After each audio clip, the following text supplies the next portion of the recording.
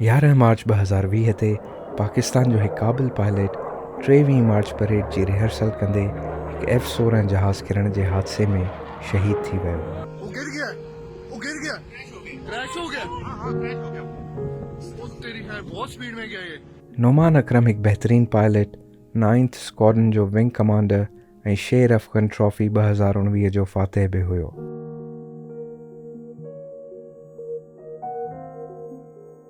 पोइ आख़िर छो हिकु तजुर्बेकार पायलट बिना कंहिं दुश्मन जे मुक़ाबले जे हिन अफ़सोसनाक हादसे जो शिकार थियो?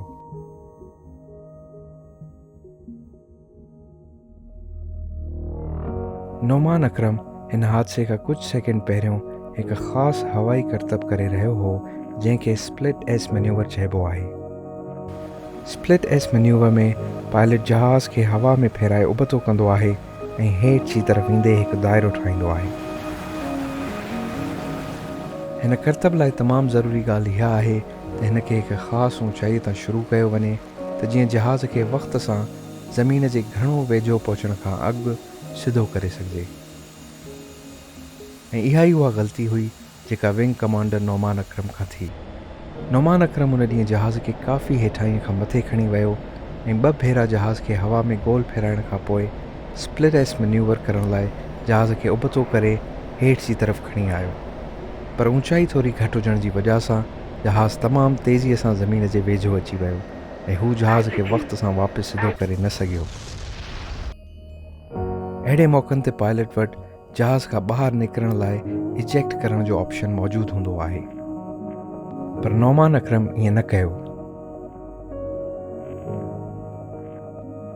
कुझु वीडियोज़ जेके मंज़र आम ते आयूं आहिनि तिन मां लॻे थो त हू आख़िरी लम्हनि ताईं जहाज़ ऐं आबादीअ खे नुक़सान खां बचाइण जी कोशिश कंदो रहियो।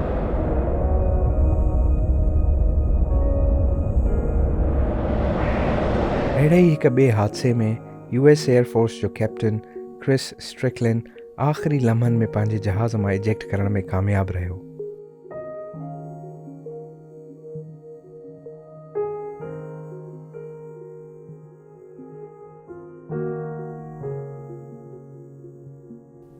नोमान अकरम जे हादसे जी वजह का बि हुजे, पर इहा हक़ीक़त आहे त असां पंहिंजो हिकु बहादुर जवान हुन ॾींहुं हिन हादसे में विञाए वेठासीं।